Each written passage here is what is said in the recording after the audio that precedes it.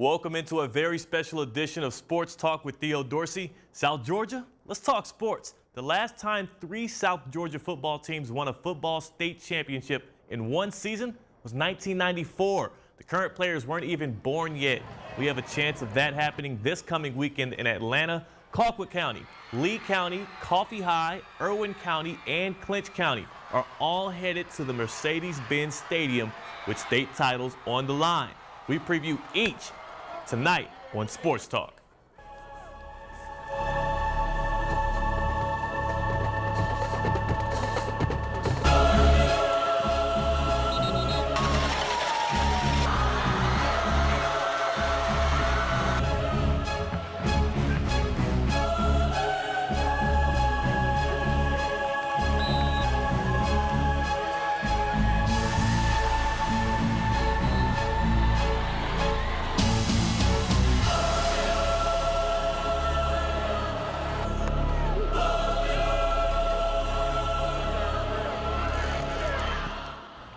Well, welcome into the A block of Sports Talk, Mike.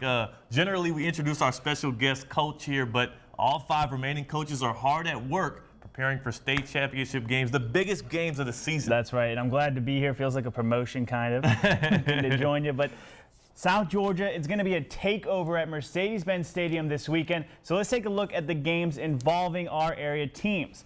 Lee County and Coffee have Friday night camp at 8 o'clock in Atlanta, and this will be the rematch of the Region 1 6A championship game. Speaking of rematches, Clinch County and Irwin County kick off the morning game on Saturday at 10. That's also a rematch, as we said, of the 2015 Single A state title. And Colquitt County will get the last word Saturday night. They play North Gwinnett for all the marbles in the highest class. Well, Mike, those are going to be great. And, of course, we've been to all 5 of those teams' practices this week. And we've spoken to players and coaches and have some nice pieces lined up for you, the fan, on this show. But first, it's only right we pour out one for the Georgia Dome. Here's a look at the former Atlanta Falcons home being imploded. Glorious. Oh. Look at that. Well, this is an overview. Then we're going to see it. Isn't a bus supposed to drive by here? Not quite on this video. This is the aerial view. Thank you. That we don't have that, what was it, a bus pull up and block the view. But the Dome was, Mike, the home of the Georgia High School Association football state championships ever since 2008.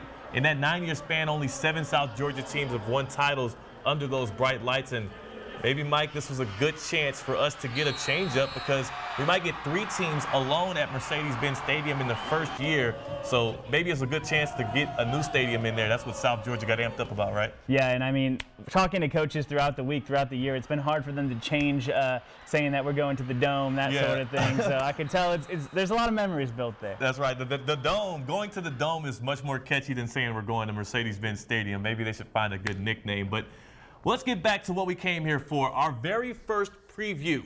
We're going to head to the 6A clash between Lee County and Coffee. Lee County is preparing for part 2 of that Trojan War and its first state championship appearance in school history. They may have had all home games throughout the playoffs, but the journey was far from sweet. The Lee County Trojans prepare for its title game versus Coffee High, full of energy and optimism. Let's go. The same feelings that had been sucked from Trojan Field when they trailed Glenn Academy by 25 points in the semifinals Friday night. But Lee County prevailed. They forced 4 fumbles in the 4th quarter, and they needed each and every one of them to pull off the 42-38 win and earn a berth in the 6A championship. We felt like we could create a lot of turnovers in the game. They did a great job with ball security really until the 4th quarter, and then, you know, it kind of hit all at once. We had to make some adjustments to the defense because they kept breaking up the middle, so we had to adjust that. And once we adjusted, we just caused fumbles. Lee County has put together a sturdy season. Their 13-1 record is the best in program history, and the Trojans are just a month removed from winning the Region 1 6A title over Coffee 23-7, the same team that awaits them in Atlanta for all the marbles. But Lee County knows the sequel doesn't always bring the same joy as the original. All you had to do is watch the Georgia-Auburn game to know that just whoever won the first one, you could kind of throw that out. You know, they got a great football team. It seems like we played them just yesterday for the region title. We really got to treat it as another team. We can't go in saying we've already beat them or they're going to beat us. We just need to treat it like a regular game. The Trojans from Douglas will pack a stingy defense and a yearning for revenge on their trip to Atlanta. Coffee just held Tucker to its lowest scoring output since 2009 in the semifinals. Lee County is well aware. They play very well on defense. They get to the ball, and anytime my offense mess up, they're capable of turning into a big play. No defense can really stop our offense. Once we're clicking and we're on the same page with each other, no one can stop us. Kickoff is Friday night at 8 in the new Mercedes-Benz Stadium. It's the first championship appearance for both South Georgia Trojans teams. When we get into that stadium, not getting caught up in the video screen and just the enormity of everything, and whoever handles that the best in this game is going to be a key factor in getting the win. Well, for the fourth straight season, the 6A champion will come from Region 1. It was Colquitt County in 2014 and 2015. Remember, they went 30-0, and then they've since moved up to 7A. Then Valdosta won it all last year, and now it will be either Coffee or Lee County, Mike. So this is going to be a big one, a South Georgia affair, and they've already done this. Part 1 of the Trojan War was for Region 1 6A, as we mentioned. So let's take a look at the championship from November 3rd at Lee County. The Lee County Trojans led it 13-7 coming out to play in the second half, and both defenses would grind. Let's see, Reese Pops, Coffee quarterback right there for a loss, and he's getting the sack with that one. And then Jace Orndorff, he showed us how good he is at kicking all throughout the season, punting teams right into the one. This one was a touchback, but he hit the pylon. That was cool. Yeah, that's always good right there, impressive. All right, and right after that, the magic would happen again for Lee County. This time on a punt, it goes off. Coffee kicks it short. Elijah Carnes catches it with a running start, finds room, makes his way to the pay dirt, and that puts Lee County up 19-7. That was a Play of the Week nominee. They were up 19-7. They knocked in that extra point to go up 20-7, and Lee County went on to win 23-7. They won that Region 1 6A crown about a month ago, but will they get the state crown, Mike? You went out to Douglas, right? Yeah, we'll see. They're obviously very excited. They do remember that game. They're not forgetting it. Coffee on the losing side of things, obviously, as we just said. So they have something to prove Friday night. And we took a look at why the team isn't deviating from its normal routine heading into the big game. The whistles and the hustle may seem like business as usual. We don't get 7 times to run the same play. And that's by design. Coffee head coach Robbie Pruitt says while the state title is on the line for the first time in Trojan history, his team is sticking to its weekly routine. You know, we're not changing a whole lot. You know, we kind of have a way that we do things, and you know, this week is, as far as our practice schedule and as far as the things that we do and the way we're approaching the game is just like we've done, you know, since week 1. But a lot has happened since then. The title fight has been hashed out already in the fashion of a Trojan War. Lee County won it 23-7 just about a month ago. I have a lot of respect for them for what they do, and our kids know that you know, we'll have to play 4 quarters. It's not going to be easy for sure. And since their last encounter with Lee, the Coffee offense has scored at least 34 points in their past 3 games. You know, we've just tried to, you know, improve on the areas where we didn't do real well, and the kids have you know, attacked the playoffs and each and every week and tried to get better, and we've been, you know, fortunate to be here. Here on their practice field well into December. Our kids are excited. It's the first time that we've ever, you know, been to the state championship in the history of our school, just like Lee County. So this time, the implications of the Trojan War extend beyond rivalry, because history is now at stake. Now, the Coffee High Trojans lost 3 times this season, but they had a tough schedule. 2 of those teams, Lee County and Warner Robins, are still in the GHSA playoffs fighting for a championship. Tift County, that's the other team, they survived several postseason games as well. Other than the Trojans' loss to Lee County, the team was defeated by at most 3 points. It's pretty impressive. Well, Clinch County and Irwin County have both played each other 5 times, or at least 4 times. They're about to play a 5th time in the past 3 years. And the next one right now is going to be a state title. We'll see which one of these teams pull it out, and we'll talk to both teams as we went to their practices to see if Irwin County can get a win for the 2nd time this year. Welcome back. We'll keep with playoff rematch excitement. The Clinch County Panthers, they know the Irwin County Indians very well, and to them, they know that they need to prepare. So this week, we went out to their practice just to see how they were doing that. Clinch County Panthers are reflecting. They've come far this year, but know the real celebration comes after this weekend. You know, we got to win this game in order to do it. We got to prepare. Let's get started right here. And to ensure everyone is ready for the state championship, senior John Mincy says his team is all business. I mean, everybody's focused. It's really not no joking around. Coach is focused. I mean, we're working hard in our position drills and all that, trying to get everything executed how it's supposed to be.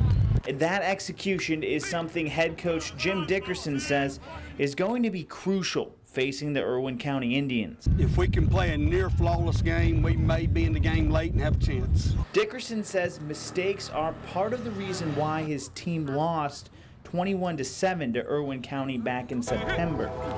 His players say the early season loss helped them get better. A little motivation, really. I mean, we just learned from our mistakes the first game and correct them, really. That's something the Panthers have been putting to work for a long time. Clinch and Irwin also met up in the 2015 Single A Championship, but the Panthers walked away with the win. And every team strives to get there, and we've been very fortunate as they have, you know, and it's just, you know, it's been a good year for us so far. And soon, Dickerson and his players will see if that good year extends one more weekend.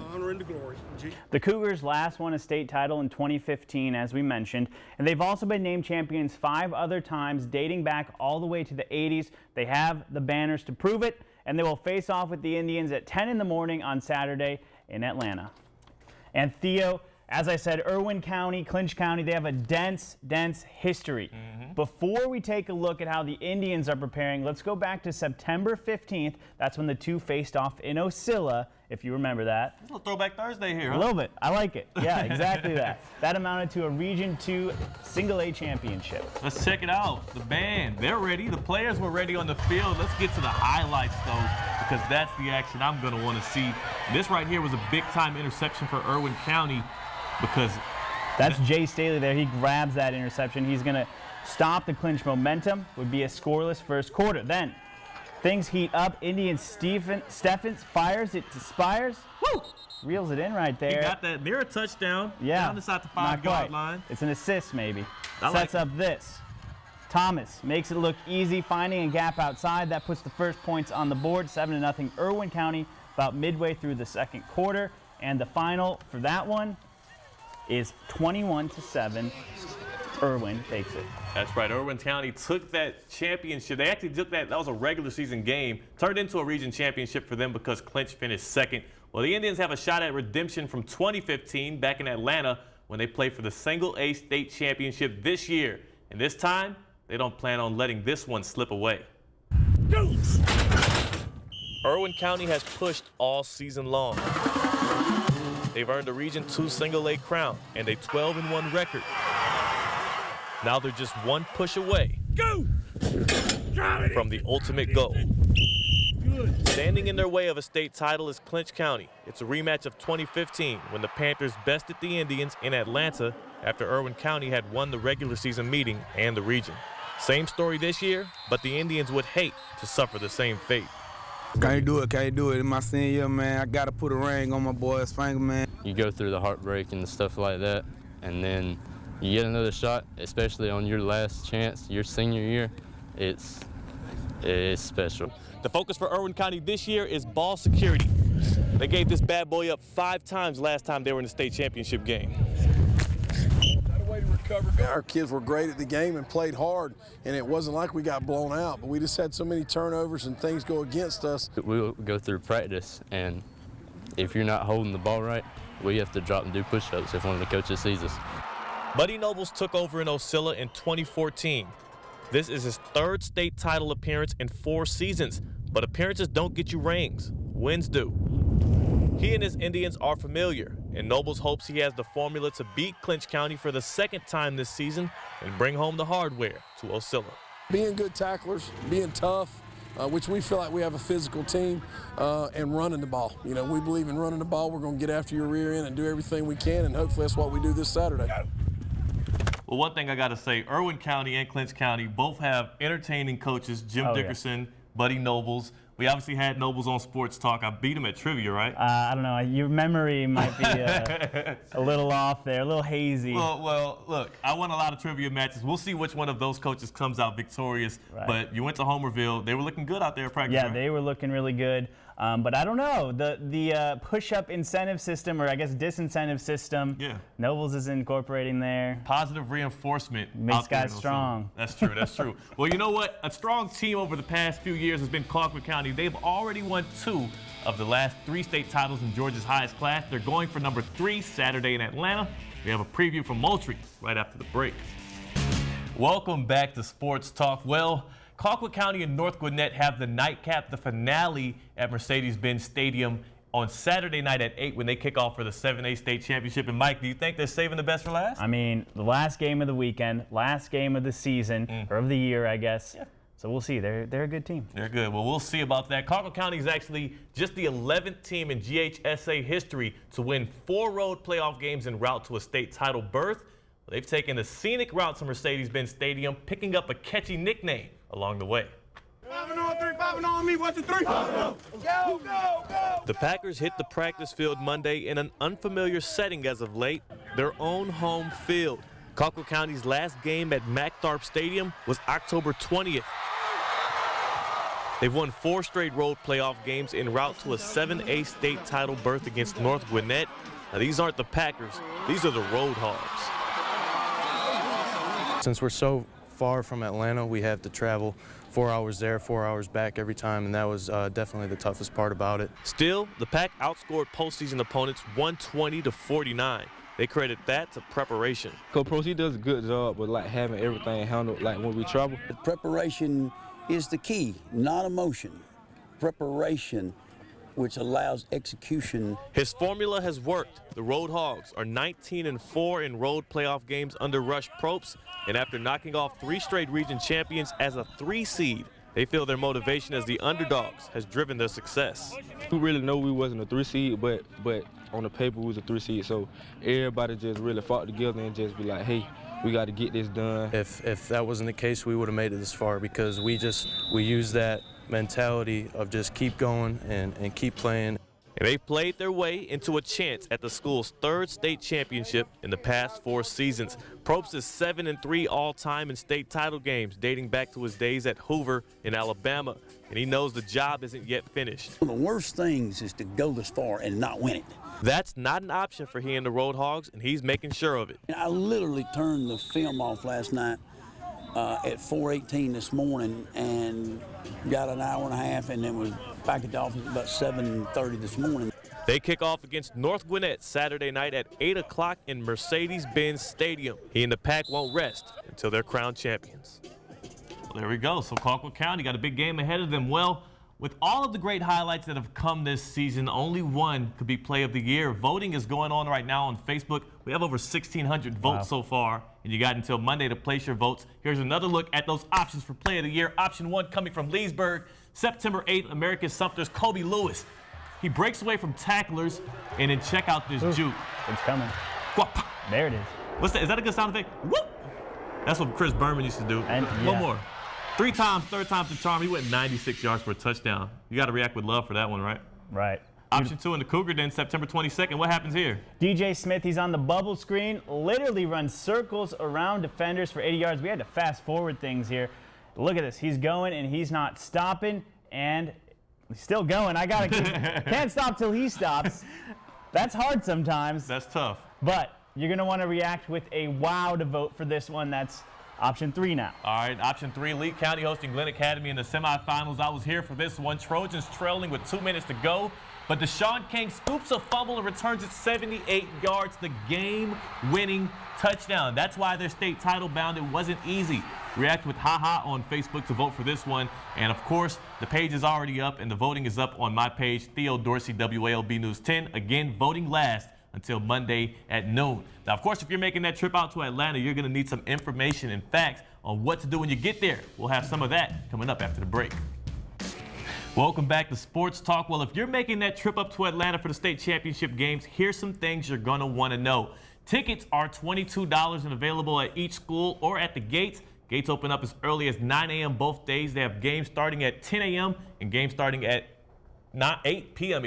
every night. They got food available. We have parking information. We have everything you need to know about signs, parking, everything you need right on our WALB.com webpage or on the WALB News 10 app. So go there for all the information you'll need if you're making that trip up to Atlanta. And thank you for tuning in to Sports Talk, Mike. It was a good one. It was. We'll see you guys Friday night.